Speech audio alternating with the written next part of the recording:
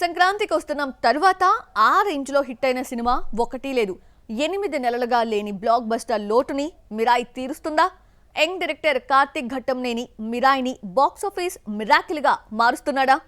Teja Sajja talent hard work తోనే కాకుండా భక్తితో మరో హిట్ ఎలా కొట్టేశాడో ఇప్పుడు చూద్దాం. హనుమాన్ తర్వాత తేజ్ సజ్జా నటించిన మిరాయిని Eagle fame Karthik Ghattamaneni direct చేశాడు. ఈగల్ తో మేకర్ గా పేరు తెచ్చుకున్న సినిమా నిరాశపరిచింది. అయితే కార్తిక్ టాలెంట్ పై నమ్మకం ఉన్న పీపుల్స్ మీడియా ఫ్యాక్టరీ మరొక ఛాన్స్ ఇచ్చి మిరాయి తీస్తే బిగ్ స్క్రీన్ పై అద్భుతం సృష్టించాడు. అమెరికాలో ప్రీమియర్స్ పడ్డమే లేట్.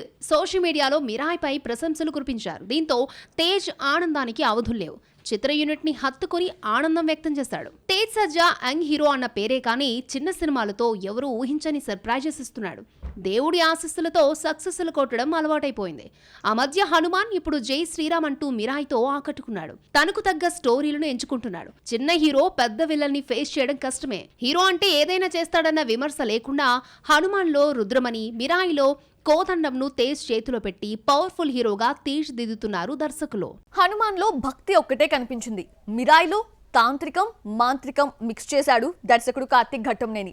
అశోకుడి కళింగ యుద్ధంతో కలిగిన పశ్చాత్తాపం, 9 గ్రంథాల్లో తన శక్తిని అశోకుడు నిక్షిప్తం చేయడం వంటి ఫిక్షన్ కథకి రాముడి కోదండం తాంత్రిక విద్యలు జోడించి రాసుకున్న కథతో కార్తిక్ ఘట్టంనేని ఇంటర్నేషనల్ స్టాండర్డ్స్ ఉన్న విజువలైజేషన్ తో మిరాయిని తీశాడు. విఎఫ్ఎక్స్ వర్క్ సినిమాను హిట్ చేయడమే కాదు, ఫ్లాప్ కూడా చేస్తాయి, అభాసుపాలు చేస్తాయి. దీంతో మిరాయి టీం గ్రాఫిక్స్ పై ప్రత్యేక శ్రద్ధ పెట్టింది. పీపుల్స్ మీడియా ఫ్యాక్టరీ తమ అనుబంధ సంస్థ చేయించిన విఎఫ్ఎక్స్ వర్క్ హాలీవుడ్ మేకింగ్ కి ఏమాత్రం తగ్గలేదు. విఎఫ్ఎక్స్ వర్క్ గురించి ప్రత్యేకంగా మాట్లాడుకుంటున్నారు, ప్రశంసిస్తున్నారు. తేజ్ సజ్జా తల్లిగా సీనియర్ హీరోయిన్ శ్రియా నటించింది. ఆమె కెరియర్ లో గుర్తుండిపోయే పాత్రలు చాలా ఉన్నా మిరాయిలో పోషించిన అంబికా పాత్ర చాలా ఇంపార్టెంట్. ఇక హీరోయిన్ రితికా నాయర్ అందం, అభినయంతో ఆకట్టుకుంది. తేజ్ రితికాపై చిత్రీకరించిన వైబుందిలే పాటను సినిమాలో పెట్టకుండా మంచి పని చేశాడు దర్శకుడు. ఒకవేళ పెడితే పాటలో రితికా గ్లామర్ క్యారెక్టర్ పై ఉన్న మంచి ఇంప్రెషన్ ని చెడగొట్టేది. కొన్నేళ్లుగా బ్రేక్ కోసం వెయిట్ చేస్తున్న మనోజ్ మిరాయితో కంబ్యాక్ అయ్యాడు.